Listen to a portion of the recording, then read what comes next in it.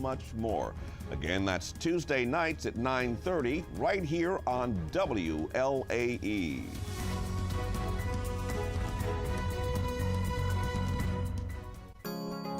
You're watching WLAE, New Orleans Public Television.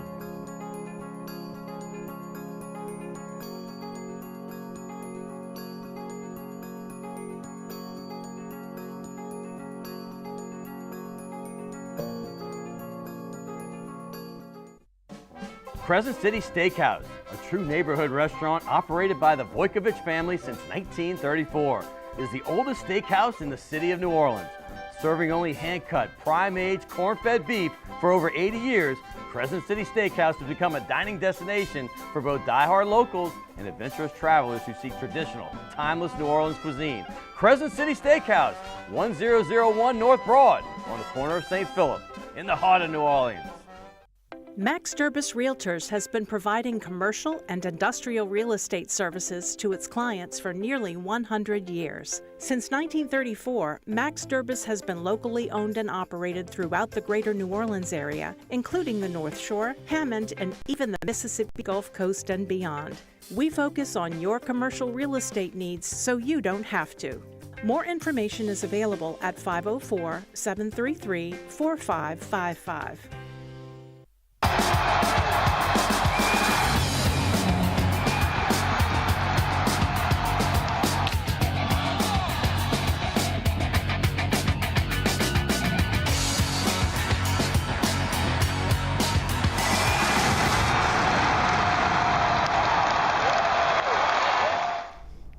Good evening and welcome to Primetime Sports. Hey, can you feel it in the air? That's right, it's March Madness. It is here, our favorite time of year if you're a hoops fan, and it is going full swing starting this week. The conference tournaments are finally over. You had a lot of automatic teams that won their conference tournaments. NC State made that big run, winning 5 in a row to shock the world, winning the ACC. But how about this? We have 2 Louisiana teams coming and 2 that don't get there very often, including the first one, Grambling. The Grambling Tigers have never been there. Congratulations to the SWAC champions. Grambling State is going to the big dance, and also the McNeese State Cowboys. This team has been a magical story. 23 losses last year, 30 wins this year, and they are going dancing. And there's your man, Will Wade, the original gangster. That's right, I love Will Wade. He is the guy that was at LSU and did a great job at LSU. Got in a little trouble, and then he's at McNeese State, and I'm looking forward to watching that game against Gonzaga this week. That's going to be a fun one. Hey, and by the way, that's not it. How about these regions? Let's start with the East. We're going to roll through because I have my man Jack Benjamin coming on this show. We're going to chat about the tournament. UConn is the first overall seed. Look at BYU. That team's experienced. They can shoot the three, and they run and gun. That'll be a fun team to watch. Iowa State dismantled Houston. And let's go to the South. The South has got Houston. Houston got run. That's who the Iowa State whipped, like I said earlier. Wisconsin won their tournament. So they went rolling along as well. And don't forget all these teams in here. NC State, I just mentioned, winning their tournament. Florida got to the final. They lost their big man in the SEC tournament. But that's going to be fun. And down in the Midwest, this one's the one. I mean, it's got some interesting things. That's where Gonzaga will play 12-seed McNeese. We're going to get into all this later. You got St. Peter's. Remember them 2 years ago? They were the 15th seed, got all the way to the Elite 8. That was a crazy story. Purdue, that's Zach Edey in that picture. He is the National Player of the Year last year, probably will be again this year. Tennessee, don't sleep on the Vols, but the team I like in there, Creighton, we're going to talk more about them later. The 3 seed could be dangerous. And over in the West, and that's where Carolina resides as the 4th #1 seed. And then you have, obviously, down there, Arizona. That's a dangerous team. But that 8-9 game is very interesting. That's going to be a physical matchup. Mississippi State came on strong at the end of the year. Michigan State with Tom Izzo, you always know they're going to be dangerous. So we'll get into all that and more later on as we talk about it. LSU women's, how about them? They are a 3 seed. They thought they'd be a 2, but this is actually better. Because if they were the 2 seed, they were going to have to be over there with South Carolina. Now they got a team they beat last year in Iowa. I know that Iowa's everybody's darling, but I think it's a little better for them. They got UCLA as the 2 seed in that thing. So before, if they get that far, they'll have to beat UCLA to get to Iowa. That'll be a game everyone's eyes will be on, of course, after Caitlin Clark got beat by the Tigers last season. LSU men, they're going to the NIT. Hey, that's a big thing for LSU. Remember, they started from scratch last year, and they only had 3 conference wins. They went 9-9. I think that's a big accomplishment for a team that's just been kind of put together. But they play tonight against North Texas. That'll be in the Pete Maravich Assembly Center at 6 o'clock. So check that out on TV. And I got to give props to my Loyola women's basketball team because they are in the Sweet 16 in the NAIA. Kelly Kennedy, that lady in the middle, will be on this show. If it's not next week, because next week is the finals on Tuesday, then it'll be the week after. So let's root for her to come in 2 weeks so they can get possible championship down there uptown on St. Charles Avenue. How about also this? The Pelicans, man, this team is rolling. They did have 1 loss last week, but, man, they came back with 2 good wins at home, including this one Friday night against the Clippers. Congratulations. They're only 1 game behind the Clips for the 4th seed. You know what that means? Home court advantage in the first round. Now, when you play the Clippers, I'm not sure that's going to matter. If they get full speed back, they're going to have 4 guys that are going to be Hall of Famers, so I still think the Pels can beat them, but I don't know if the home court's going to matter as much to the Clippers as it might another team. Hey, and the Saints, man, a lot of news happened in the last 24 hours. Let's start with Chase Young, the number 2 overall pick in the 2020 draft. This guy is a beast, and I cannot wait to see him in a Saints uniform. He came from Ohio State, played with the Redskins Commanders the Washington football team, and then he went to San Francisco last season and went to the Super Bowl. He and Willie Gay, the linebacker from Mississippi State. He had 4 great years with the Kansas City Chiefs. He started like 56 games, man. That's a lot of games for a young guy. These guys are both good and young. Only 24 years, both from the 2020 draft. And we got a couple guys. One of them's coming home. Stanley Morgan is a former St. Aug receiver. He played with the Bengals, but he went to Nebraska. I called his games in 2014 when on TV when he played for St. Aug. I love what he brings on the special teams. He's going to fight for some receiver time, too. Cedric Wilson, this is a great addition. This is a guy that's been overlooked most of his career, but, man, when the ball is thrown to Cedric Wilson, that guy brings it home, and I like this guy bringing it in. He is from the area as well, right up the road in Memphis. And the NOLA Gold, I got to give them props. They won their first 2. They fell on this past weekend on Saturday. I watched the entire game, and it was entertaining. They went up 14-0. And New England is the defending champions, New England Free Jacks. They came back and won that game 27-21. But, you know, the Gold still got a point because if you lose by less than 7, you get a point in the point standings. So they're going to be home in a couple weeks. I want you to get out and support that team. They got a road game this week and then a bye, and then they'll be back in early April. So check that out. Also, we have a great show. We got, hey, how about this? I'm wearing some blue right here. Blue shirt, some blue in my tie because the UNO Beach Volleyball girls are coming today. We have 2 members of that team coming. I cannot wait. We're spreading out our wings and doing more sports, and I'm looking forward to that. We're going to talk all NCAA tournament as well. We're going to have my man Jack Benjamin, who was on about a month ago. We're bringing him to talk tournament. He is an NCAA tournament expert. And also, you know who's the Saints guy, Ross Jackson, Locked On Saints.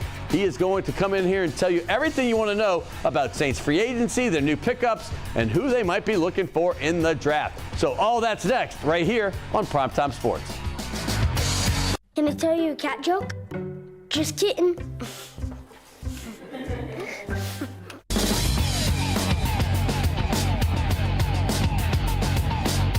Hey, welcome back to Primetime Sports. Hey, you know it's March Madness, but we're going to take a little detour. We're going to get into March Madness coming up next, and we're going to talk all about the Saints free agents and their pickups as well. But first, we're going to dig into a different sport. That's what I've been doing lately, and I love it. We've had a bunch of golf and tennis and some track and cross-country stuff, and also swimming. Well, now we're going to get near the water, but it's beach volleyball. It's been around New Orleans for the last decade. You know, they've been playing club ball here for a couple decades, but the local colleges, including UNO, they've been doing it for about 10 years. And I can't wait because we have 2 of their great players right now, and one's from Spain and one's from Missouri, and they're playing number 1 most of the season, and they're 10-3. And here they are. First of all, let me see if I get this right. Maria Ada, pretty close, and Bria Garman. How you doing? Nice Good to see y'all. Well, this is a first because I've never had beach volleyball, so I'm gonna start with you.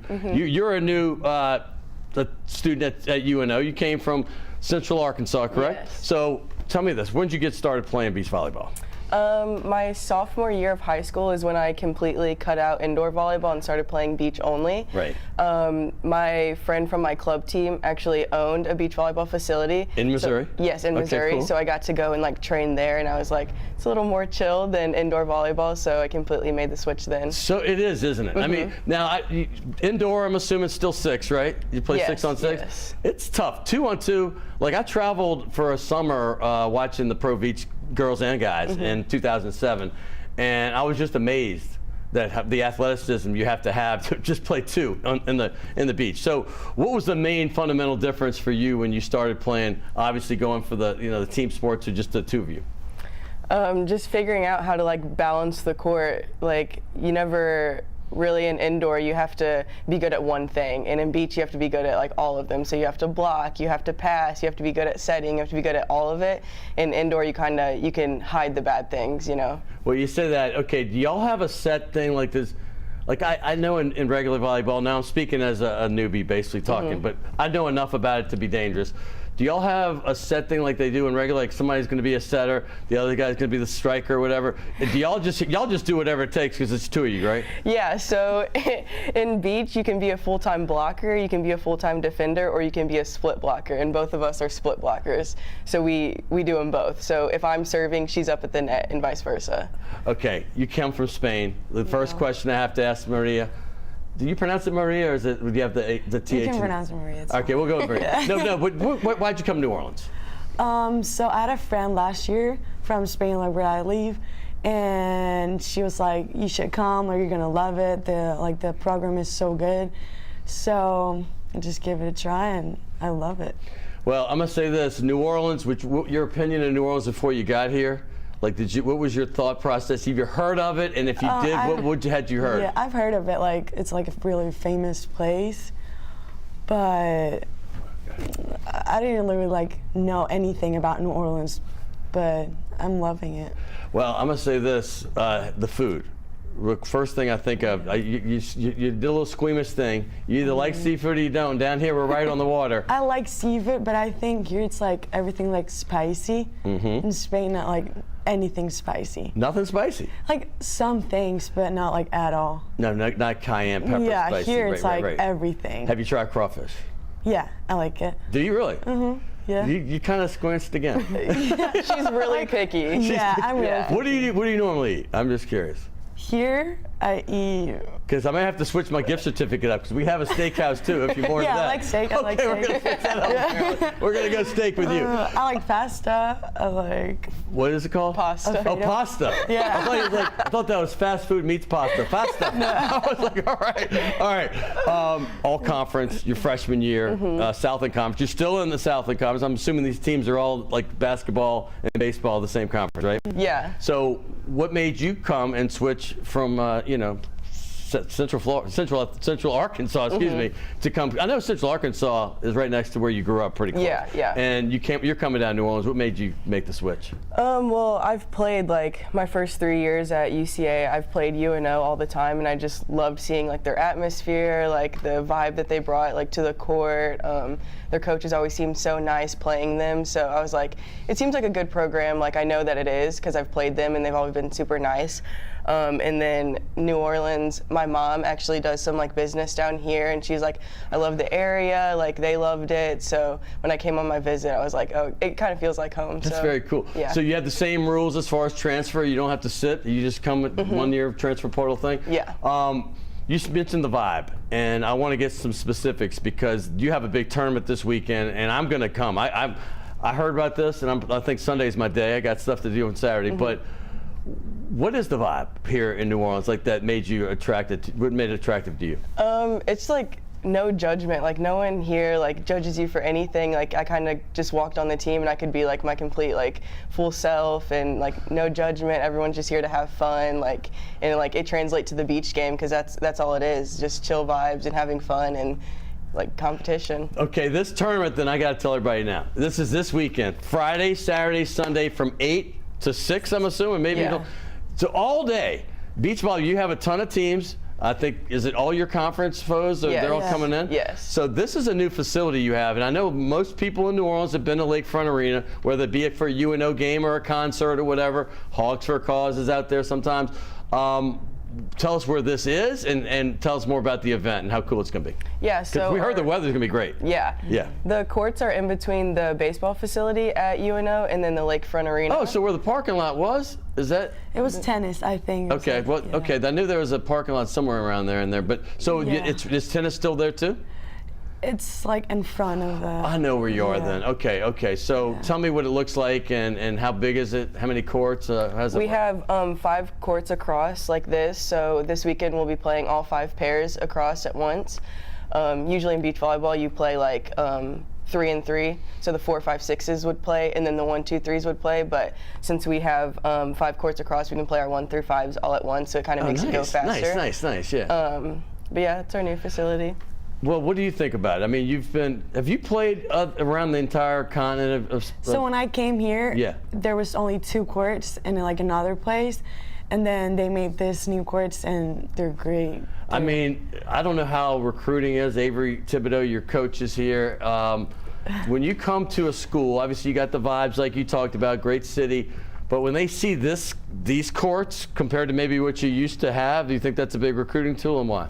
Yeah. Yes, for sure. All right. Especially now that we can actually host things, because I know previously they talked about having only the 2 courts. You couldn't really host anything because the games would take forever and ever. But now since we have 5 across, that's something that we can get it done fast. So that's a big recruiting thing. We can have mid-conference, like a lot of games going on, and that's awesome to have. So the tournament this weekend is called exactly what? Y'all were supposed to memorize that one. The Southland Mid-Conference Tournament. You got it.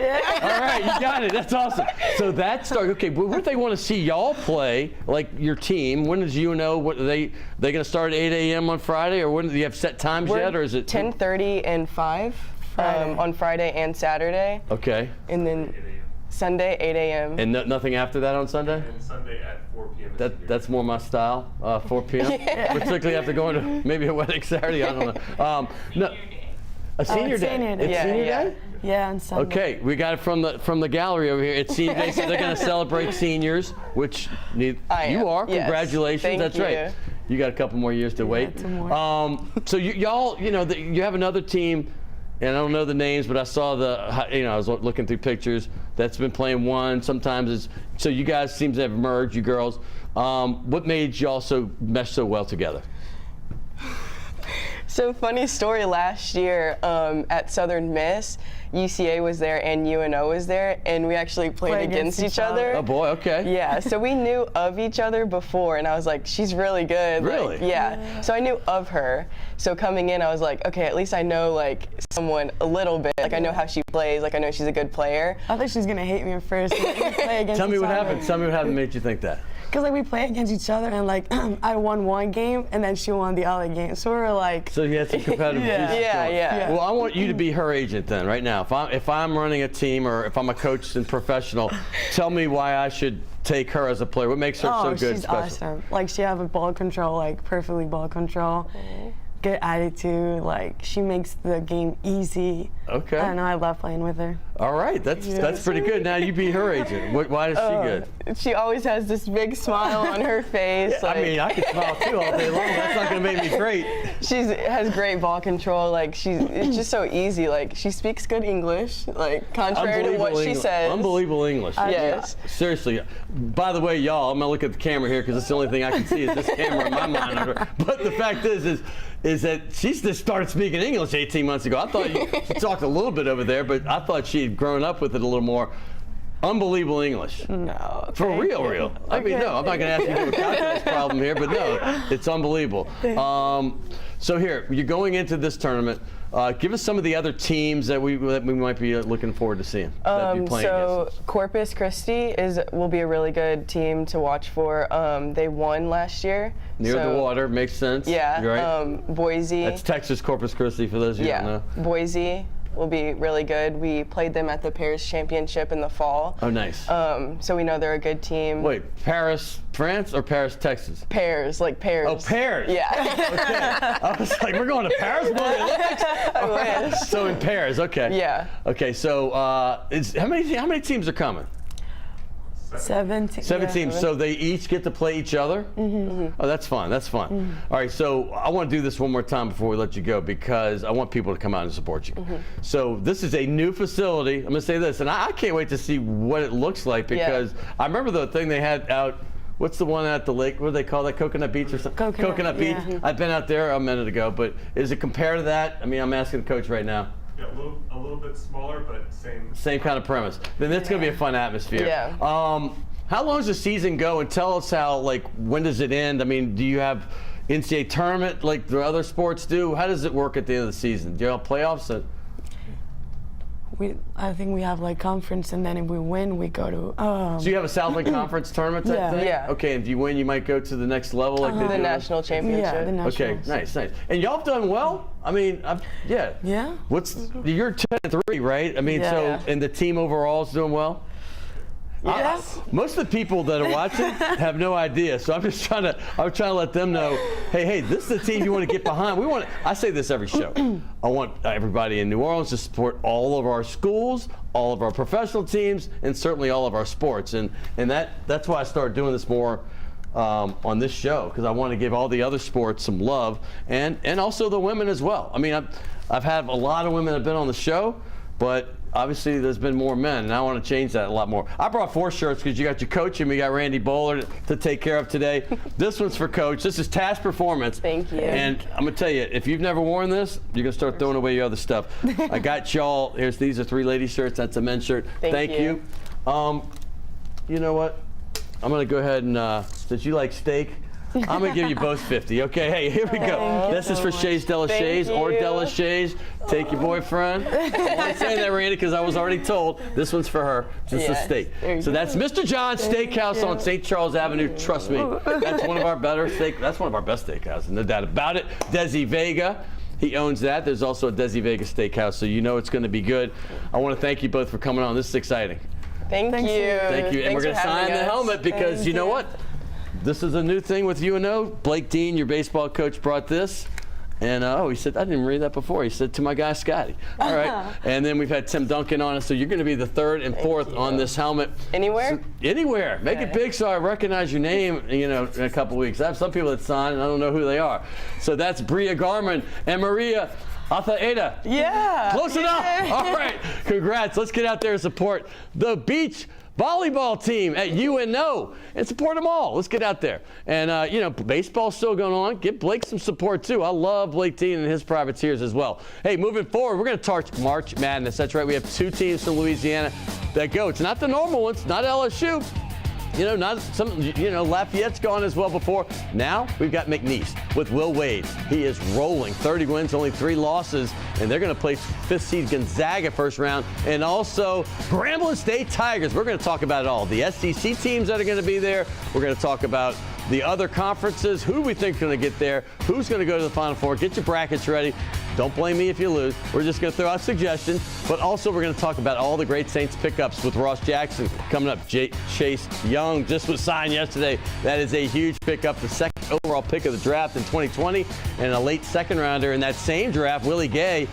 Both those guys played in the Super Bowl last year. Willie Gay started 56 games for the Chiefs in the last 4 years. So we're going to talk about all that and more right here on Primetime Sports.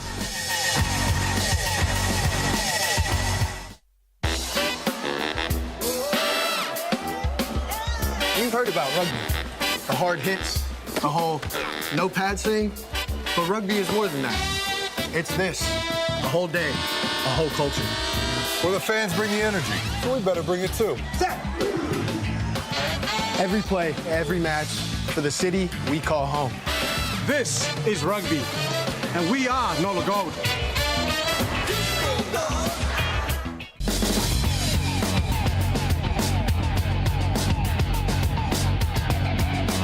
Hey, welcome back to Primetime Sports. I want to thank the young ladies from the beach volleyball at UNO. That was a lot of fun. But now we're getting down to business. We're talking NCAA tournament. I'm not going to say we're going to help you with your brackets, but we're going to chat about it. You can take the nuggets we use and maybe, use something if you want. But if you don't win what we say, we don't want to hear about it. Don't add it. Jack Benjamin's back. Jack was on a month ago. I never bring people back after just a month, but this was a special circumstance. NCAA tournament expert. He's on a lot of podcasts, a lot of shows, talks about basketball, called a lot of basketball, including the entire Southland Conference. For the conference, McNeese won that one. So let's start there, Jack. Welcome to the show, first of all. Appreciate you having me back. I thought maybe it'd be a couple of years before I could return, but hey, I appreciate you having me again. Had a blast last time, and this is the best time of year for me. March Madness, it is. It just doesn't get any better than this. Over the course of Thursday, Friday, all the games going on nonstop during the workday. I just can't wait. Isn't it the best? I as a college student and then law student. I mean, I remember we would take off class. Professor's like, where are you at? I said, don't worry where I'm at. I'm not in school. But then I was lucky enough to work with Tim Brando back for 8 years. We did tournaments where we went all the way to the Final Four. We did the first 2 rounds, and then you do the Sweet 16 and Elite 8. And then he got bumped to where they just did the first 2 rounds, but it's still amazing because you get there on Monday or Tuesday. If we have the Thursday game, we get there Monday. You get the practices and you get the interviews. You get the flavor. All 8 teams are coming in for your region, and it's something I miss. I haven't done it now in about a decade and a half. I can't even believe it's been that long. But I love it, and it's great. And I love being on the fan side of it. I went to Vegas for the first time 2 years ago, just because I wasn't working tournaments. And then I've done it, obviously, work-wise. So have you been to many NCAA tournaments or Final Fours? I mean, I know you're a young guy, but, I mean, have you been to many? I haven't been to that many. I've been to a couple. I went when, so I'm a New Yorker, as you know. I went to MSG when they had the regional there. They've had a couple now, but this was probably 6 or 7 years back. And I went at that point to one. I went to another regional in Washington, D.C. I've never done one as a broadcaster, obviously, being able to call one. You mentioned Tim Brando. That's a guy, obviously, I've looked up to. That's the goal for me as a broadcaster of basketball. I want to get to the point where, whether it's on TV or radio, calling an NCAA tournament one day. So that's certainly on the bucket list. But I haven't been to a Final Four, been to a couple of different regionals, been to a couple of, first-round type site games and that kind of thing. When I was in college, I went to the West Regional in Seattle too. They had a regional going on there, That's which very isn't cool. that not that and far you're away in from Santa Clara, right? Santa Clara alumni on the West Coast. Once again, he's from the East Coast, New York area, and then went to college across the country at Santa Clara. That must have been fun. But by the way, Tim Brando is finished his season now as of last weekend with the Big East, so he's going to talk to you about maybe some future stuff. Real quick, what year were you born? 1996. Okay, we did tournaments then. I mean, that's how long. We've been doing tournaments since the early 90s. So, yeah, now I feel really old. But that's the year Kentucky won the NCAA tournament. And right. Obviously, we did a lot of Tubby Kentucky Smith, stuff. right? No, that was Rick Pitino. Oh, Tubby won in 98. Okay, 98. Tubby won in 98, and Rick left in 97 after Arizona won that year. But let's talk about this year and what's happening. Let's talk about first of all, Will Wade and the magical run. I'm going to give you the floor because McNeese State Cowboys did something nobody expected before the season. No, this has been absolutely remarkable. They have actually matched the largest single-season turnaround in the history of college basketball. They've gone from 11 wins a year ago. They won 11 games each of the previous 2 seasons. Will Wade takes over. He was actually hired a year to the day from when they won the Southland Conference Tournament Championship just a couple days ago, and he promised they would go from 23 losses to 23-plus wins. They've won 30 games. They're 30-3. They've won 25 of 26. They've won 11 straight. I'm going to stop you for 1 second because Will just put on this graphic. Andy Katz, whether you like him or not, he put his top 10 matchups in the first round, and I can't disagree with this. That McNeese, third. McNeese, out of the 32 games, not even counting the play-in ones, but that's the one he picked third. Now, I'm telling you, maybe because we're from Louisiana, that might be first for me. Because I'm looking forward to see Gonzaga, who's usually a 1 or 2, at worst 3 seed generally lately, right? And then they're a 5. Many said they should have been a 6 or 7. Very winnable game for McNeese. Yeah, absolutely. No, we were talking about the story of McNeese and what they've done turning this thing around. I mean, Will Wade has been a winner everywhere he's been. He's taken, again, a team that won 11 games to 30 wins. They're red hot. They've won 11 straight. I think the number one thing that sticks out about them, they've won nearly every game by double digits. They just don't play in that many close games. Now, you would figure against a Gonzaga team, I mean, Mark Few is in his 25th consecutive tournament. McNeese is there for the first time since 2002. There's something to be said for having experience the way that the guys on Gonzaga did. Remember, they were in Elite Eight, not a year ago. It wasn't very long ago, and you got a lot of guys there who have been to Final Fours and have won NCAA tournament games. But no, that is certainly that McNeese-Gonzaga game is a game to watch for me in the first round. If you're looking at potential upsets, there's a lot of people, prognosticators out there who are picking McNeese, and it's hard to blame them when you see what they've done. But if you dig into the roster that Will Wade has, talk about that real quick. Yeah, no, we were talking about this last time I was on. Shahade Wells is the Southland Player of the Year. He was at TCU. He actually lost to Gonzaga in last year's first round of the NCAA tournament. Okay. So you think that guy has a little extra motivation going on in the back of his head? Yeah. So they were playing, early last year in an early matchup in the tournament. Christian Shoemate has now been around the program for 3 years. I mean, that's a guy who stuck around with Will Wade. He won 22 games his first 2 years at McNeese. He's won 30 this year. You got a guy like Antavion Collum, who's been a really good stretch for them all year. DJ Richards was at UTSA, can shoot the lights out. Really good shooting team, really experienced team. They can make some noise, not just winning one game. I could see them winning multiple games in this thing if the draw works out the right way. Some people are putting them in the Sweet 16. And listen, who knows? We've seen St. Peter's go to the Elite Eight as a 15 seed. We've seen some crazy things happening. The parity in basketball, as you know, speaking of Shahade Wells, this guy was not only the MVP of the conference, but MVP of the tournament as well. He's going to be a baller. Yeah, no, he's one of those guys you look at, okay, who can be a takeover type guy in March? There's always somebody who emerges every single year in the Madness. I know we were talking about UConn a little while back and Kemba Walker and the run that he went on. There have been so many guards who kind of have that type of run in March because ultimately it comes down to the guard play more often than not in March Madness. There's a reason why, as good as Zach Edey is at Purdue, they lost to a 16 seed last year because a big guy, much harder for a big guy to control a game, especially early on in a tournament. I've been preaching it nonstop for people that don't know basketball as well. Why that is, especially when you have a like maybe junior, senior leadership at guard. But guard play, they control the basketball. The big man's got to have somebody feed him and fan him, and that they can't really control until they get the ball. Yeah, I mean this is a guy. He's in his 6th year of college basketball in Shahade Wells. He had 27 points in the Southland semis, 27 in the finals. He's the only guy in McNeese who's played in the NCAA tournaments. If you're looking at experience, Will Wade has coached in, now this is going to be his 6th NCAA tournament coaching in. Shahade Wells is the only player who's played in one, but that's a guy who has been a winner everywhere he's been, JUCO to UT Arlington to TCU and now to McNeese, and he's the kind of guard who can win you a game in March. Yeah, I talked to Will yesterday, very excited. They play on Thursday. They leave today for Salt Lake City. They take off. They left today. This just shows at 7. We do air we taped this a little before it airs. But so they took off. They went to Salt Lake and they practiced this morning. Looking forward. Let's move forward to the SEC. 8 teams. Tied for most. We got a conference graphic here, and Big 12 and SEC had the most. 2 teams fought their way in from the tournament. And I'm going to say this. You had some, I'm going to say surprises, but they really were surprises for me in the SEC tournament. Maybe the way they won their games. Mississippi State and Texas A&M definitively earned their spots by big wins over good teams, Kentucky and as well as Tennessee. And so Mississippi State's one of these teams I don't think anybody really wants to play right now. They opened up with Michigan State, but we're talking about, you see that game. That surprised a lot of people. It didn't surprise me they won. It surprised me they won so big and they controlled it. But when you look at the SEC, we all know about Tennessee, Alabama, Auburn, who looked very strong in the SEC tournament. They won it. Kentucky came on strong at the end of the season, except in that tournament game. This was the biggest shocker, a 30-point win over a number 11 team.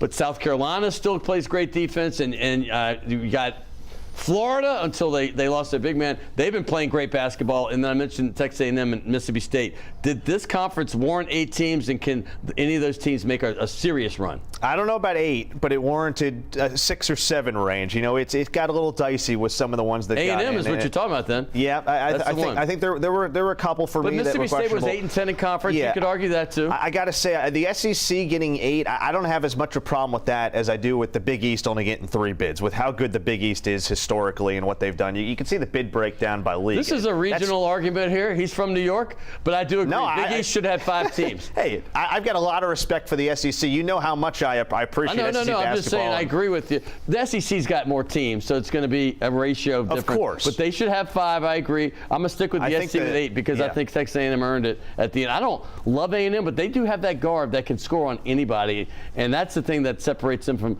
past SEC Texas A&M teams. They just have something a little different this year. I don't think they're going to go very far in the tournament, but they're decent enough to be in. No, I understand them being in. I get it. I think, look, I mean, Buzz, and we know what he can do and the job he does there. I think, part of it, you saw the graphic on the Mountain West getting 6, and it's kind of year in, year out thing now with the Mountain West where they're able to load up their schedule. They get a lot of their quad 1 and quad 2 wins within the Mountain West Conference and end up getting a ton of bids. They have not had a lot of success 6 outside teams, of. But not good seeds. No, you but notice that. They did get burned by the seed lines a little bit this year. But, San Diego State did make the Final Four a year ago and ended up going to the national championship game. But outside of that, they have not had a lot of success as a conference. 15 seconds on each of these schools in the SEC. Tennessee, why can they win? I think they got a guy in Dalton Connect who can take over a game at any point. He's a really good player. Kentucky Wildcats. John Calipari's been there and done it. It's hard to bet against him. It's been 12 years. It's been 12 years. He's done it once. I don't think Kentucky fans are happy about that. He's been there, and they have an offense that can erupt. I mean, you saw what they did to Alabama and put up 110 points. That Shepard, Dillingham combination, Reeves, they're fun now, and they're coming in at the right time. Let's go with Auburn. Tell you what, Bruce Pearl, hard to bet against the guy in March. He just finds a way to win, doesn't he? And he's a great coach, right? They have a way to win. Remember, it wasn't too long ago that he was playing in the Final Four. He was this close to a national title game. If they don't foul a shooter for Virginia, I got a lot of respect for the way he coaches in March. That guy's won games there. If you take Florida off Alabama's schedule, they might be one of the favorites. But Florida just has whooped them a couple times. But Florida... that's Florida there. Let's talk about Alabama first, because Alabama has Sears, who I think can play with anybody. This team's more offensive-oriented, but can they do anything? Yeah. I'll tell you one guy people should keep an eye on, Aaron Estrada. They added him in the offseason as a big transfer from Hofstra. The combination with him and Sears, the fact that Alabama was there a year ago, they were close to getting over the hump, that's why they can go far. They got guys now who've done it, and they got to tell you what, it's a pretty balanced front court as well. I think can do some good things. Walter Clayton at Florida has made me a believer. I'm going to tell you, they did lose a big man, but their guard play, I didn't believe in Florida at all until the last, 3 weeks. And I'm just like, the guy with the headband right there is surprising the heck out of me because he goes coast to coast as fast as anybody, and he is not scared. No, he's a heck of a player. I don't know if people appreciate the job that Todd Golden has been able to do with this Florida team. Unbelievable coach. You mentioned I'm a Santa Clara alum. He coached against my Broncos in the West Coast Conference. He took San Francisco to their first NCAA tournament since 1998. If you can do it there, you can surely do it at Florida. Well, that's we played Matt McMahon, right, in that game, obviously. Against Murray State, Murray State, one of the best games of the tournament that year. Right. That was a phenomenal game. San Francisco coach. And then South Carolina faltered a little bit towards the end, but they have the coach of the year in the conference. And Texas A&M, Mississippi State, we think maybe a win or two, possibly at most. Yeah, I tell you what, South Carolina was a team I was looking at as, despite what happened in the SEC tournament, could go on a run, and then they got matched up with Oregon. Did you see what Oregon did in the Pac-12 tournament? Dana Altman, I don't know how he... Sweet 16 every year. John Rothstein, John Rothstein, the guy for CBS, he makes the joke. His name's Dana Altman. He aligns Rubik's Cubes. It's unbelievable what this guy does. He just puts puzzle pieces together, and he finds a way to get the dance. And Oregon, every time they're in the tournament, they win games. He went to a Final Four not too long ago. It's amazing. My producer read my mind right here. I was going to say, let's look at brackets. There you go. There's the Midwest. Zach Edey's picture for Purdue. We know what Purdue does. Lose in the tournament.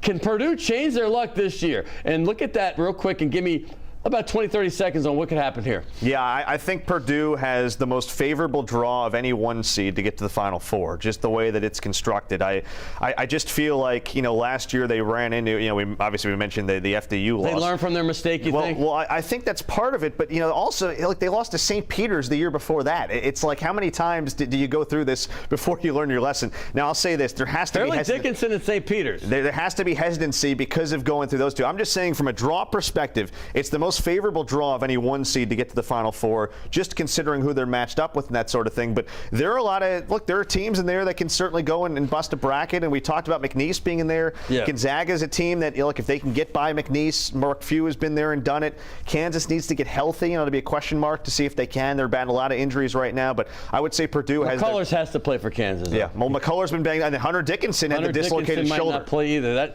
Kansas might be in trouble in the first round against Samford. Right. Samford. That's a Bucky McMillan. That's a good team. Bucky ball is for real. I was with Coach Brady, who coached at Samford for LSU, watching that championship game, and we laugh. You set the foundation, Coach. No, that team plays good. Let's go to the other conference. Let's go to the West here. North Carolina is the one at the top, but there's a couple. Arizona, who lost to Oregon in the tournament.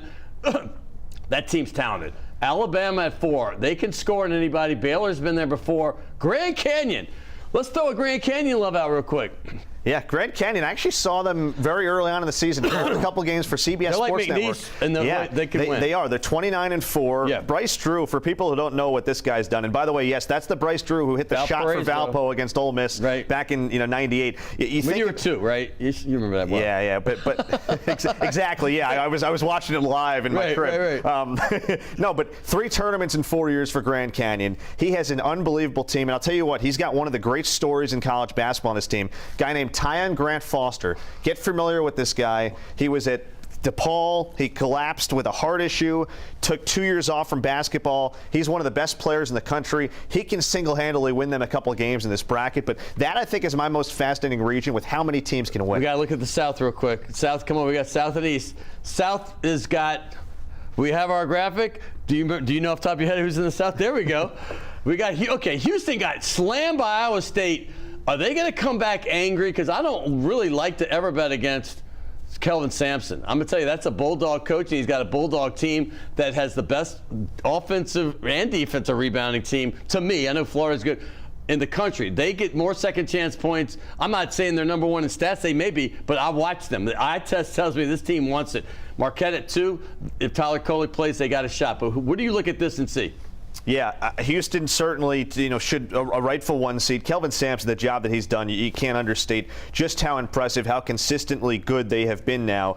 I think that, they ran into last year a Miami team under Jim Larinaga. You think about last year, we didn't have a single, top 4 seed in the Final Four. So the job that he's been able to do has been amazing. Duke has kind of been up and down this year. We know that, and that's usually a team you'd look at and say, oh boy, what's going to go on, as far as they can do in March. But yeah, I mean, that's an interesting region too. Let's look at the East real quick. We're running out of time here.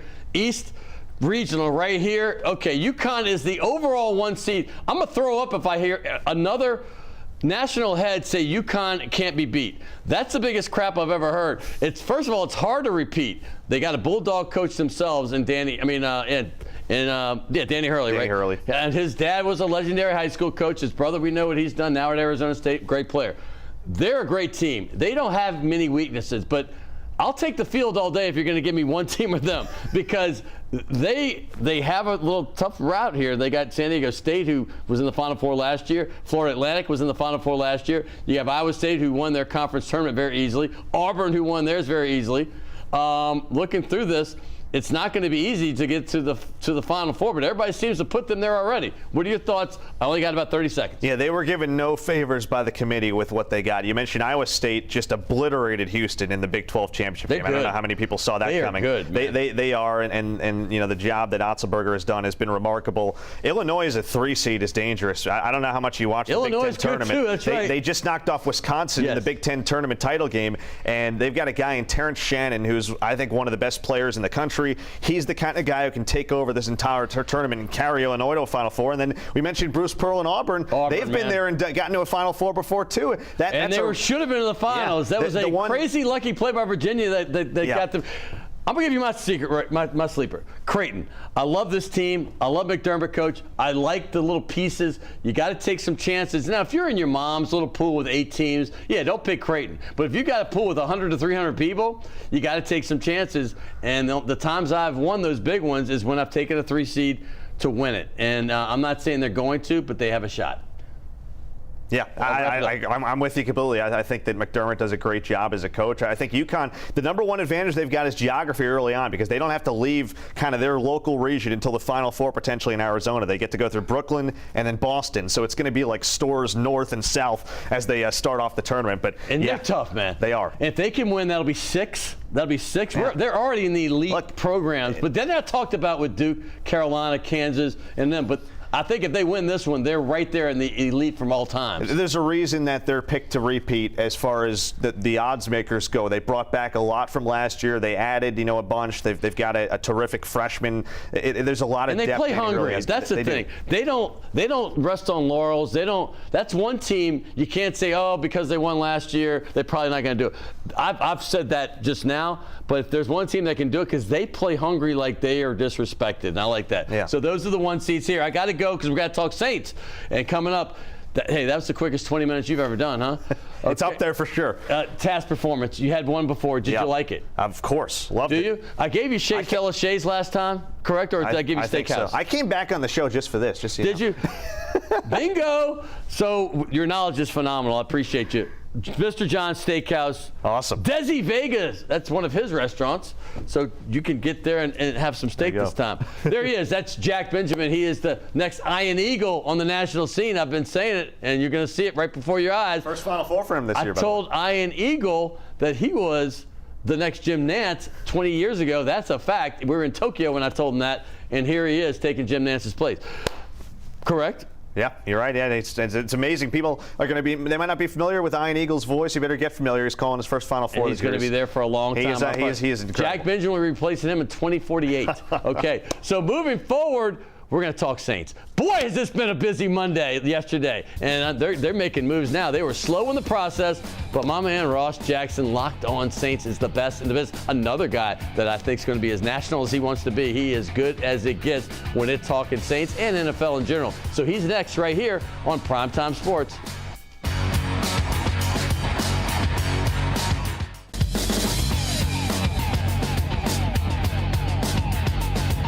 Hey, welcome back to Primetime Sports, and you can't watch anything with the Saints without seeing my next guest, and rightfully so. I mean, he came on the scene a couple years back, maybe 3, I don't know. But all of a sudden, the first time I saw Ross Jackson, I'm like, this guy's got chops. He's great.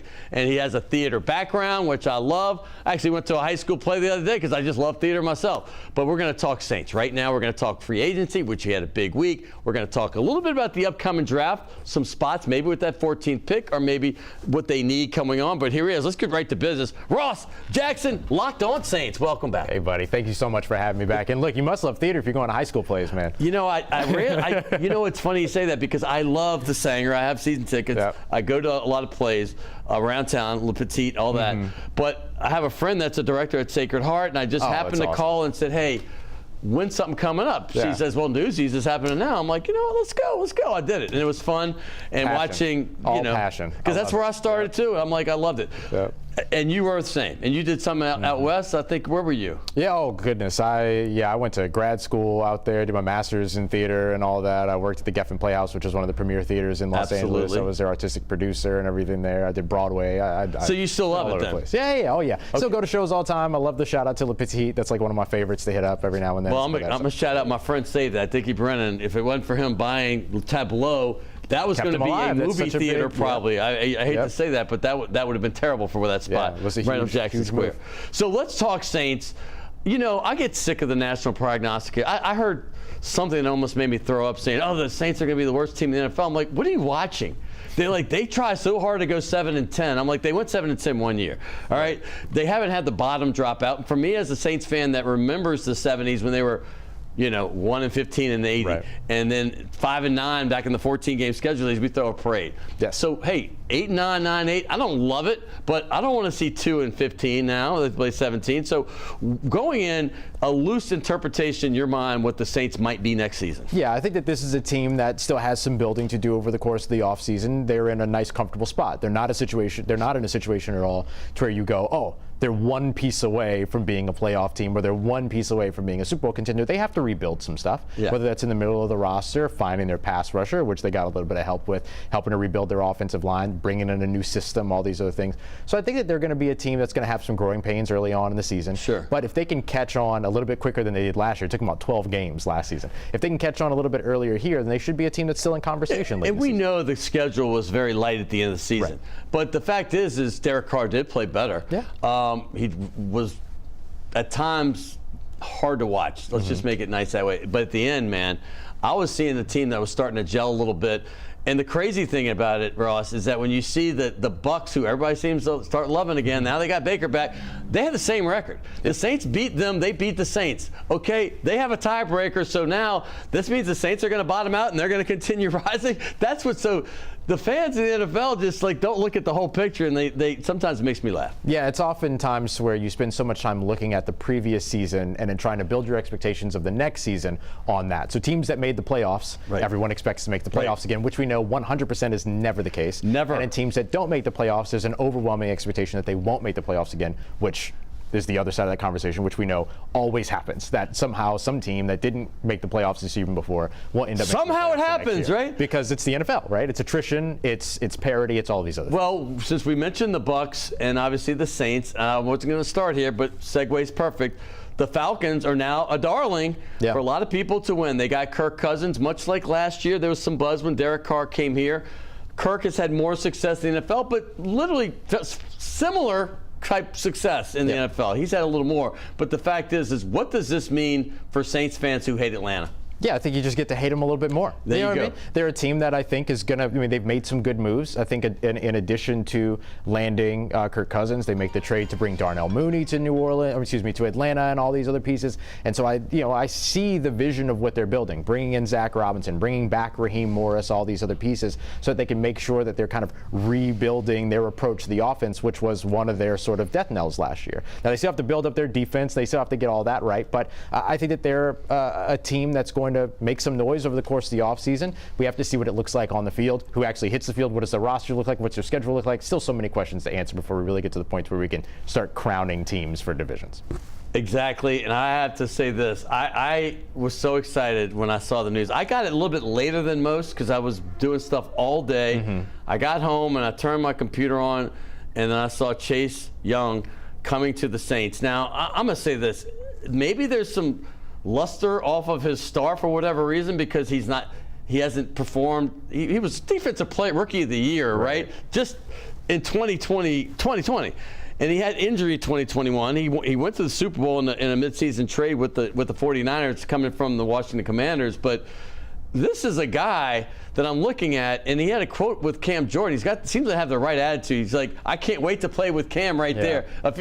I'm ecstatic. I don't know about you. Maybe I'm going a little farther, but to me, this is a home run in a position we need to get somebody good. Yeah, I think it's great. I mean, this was a big goal for the Saints this offseason. They wanted to address their pass rusher. They wanted to address their pass rush. They wanted to add speed on their defensive line as well, and that's what Chase Young is. He is a full-on speed pass rusher that can be very disruptive off the edge. I see a lot of people sort of talking about a quote-unquote decline for him and things like that, but he had one of his better seasons last year with 7.5 sacks, 66 total pressures just in the regular season, which would have made him #1 on the Saints roster. And you can already see he's got some relationships with guys already in the locker room and all that. Yep, Alvin Kamara.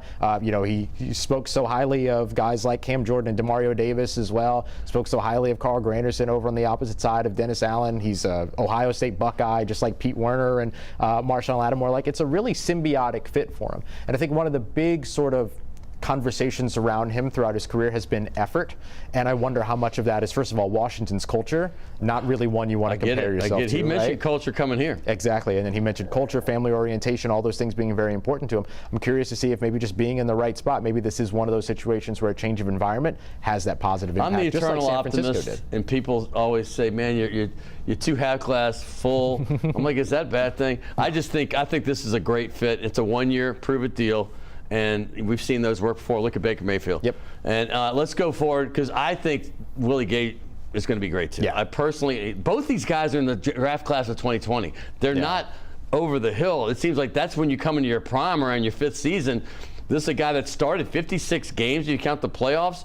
Started 9 playoff games in the last 3 years. I mean, Willie Gay is a linebacker I think we're going to be hearing about for a minute. Yeah, I'm really excited about him. You know, he's a 6'2", 240-ish pound type of guy, 4.46 speed at the second level, Mississippi State. So he's already got connections with guys like Todd Grantham, who's the Saints defensive line coach, which was his former defensive coordinator at Mississippi State. You know, he teams back up with some former teammates as well, Tyrann Mathieu, Tano Passanio, Colin Saunders, all on the defensive side. So, you know, you see all this sort of... A lot of connection there. Yeah, like introduce you to something new and a new change of environment and all that, but put you in a place where you're comfortable and you have a little bit of cohesion and continuity for yourself in terms of your ability to be able to adjust. They did that on the coaching staff, and they've done that with some of these players as well. I think Willie Gay is going to be one of those signings that happened early. Not a lot of people are going to talk about it nationally or anything like that, much like the Malcolm Brown signing years ago, Manti Te'o years ago, Alex Okafor years ago, that ends up not being necessarily a Pro Bowler or an All-Pro. You don't want to put the stamp of expectation on him too much, but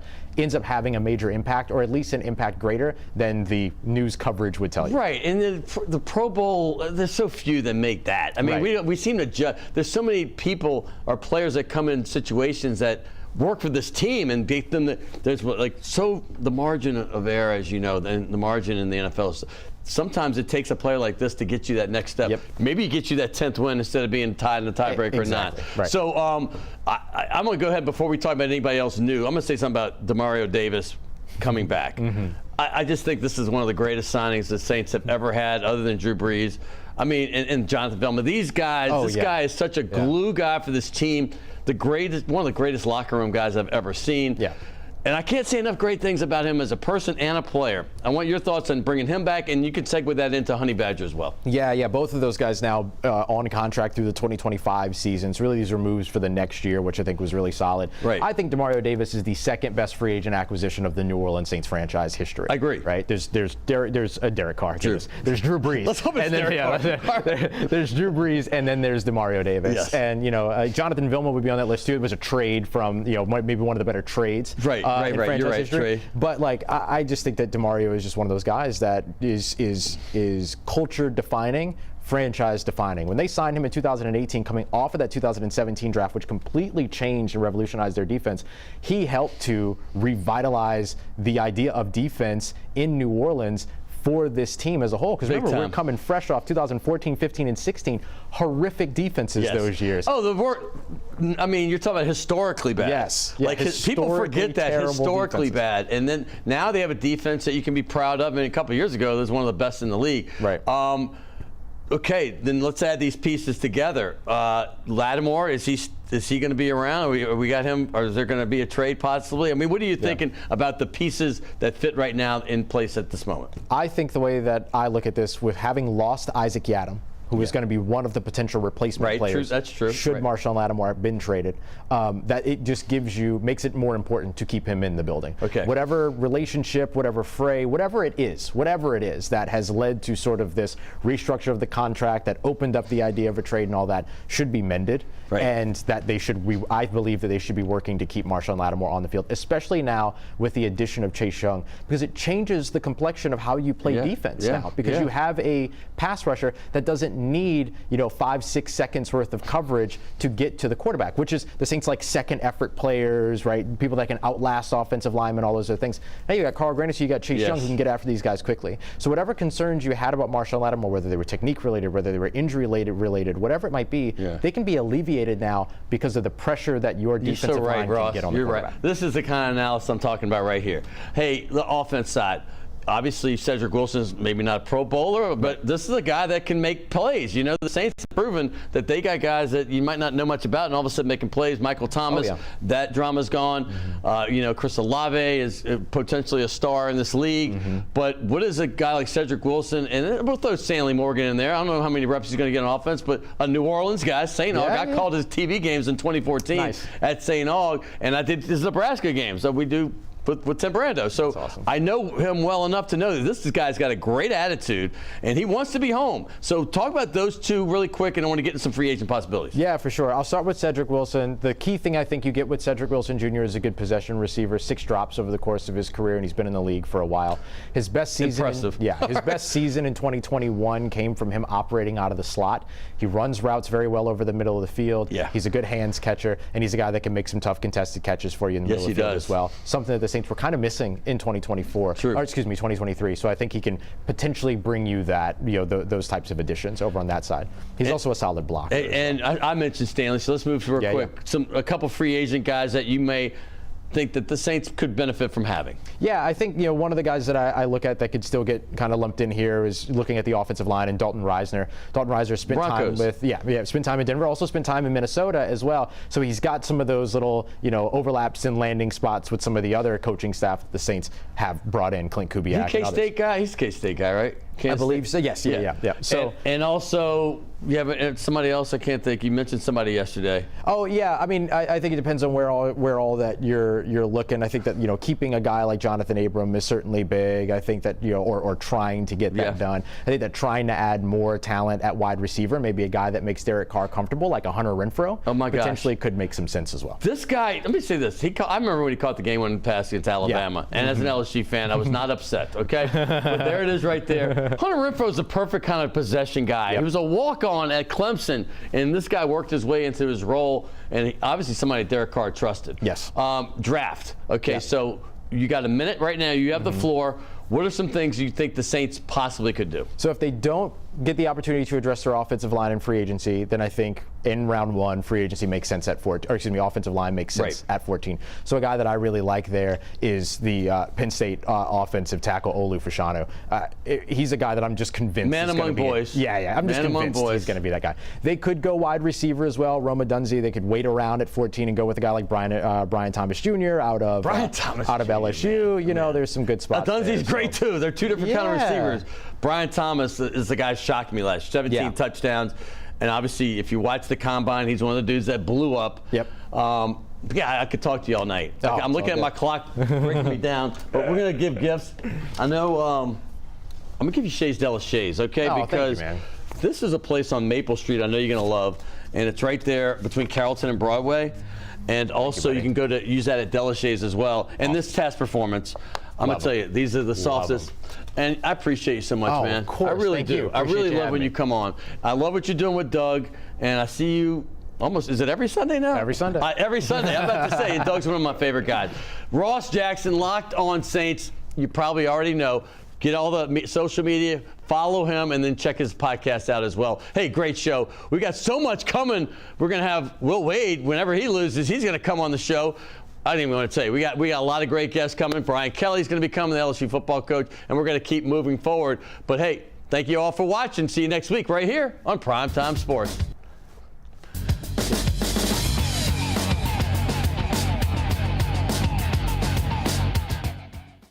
So it all starts with this.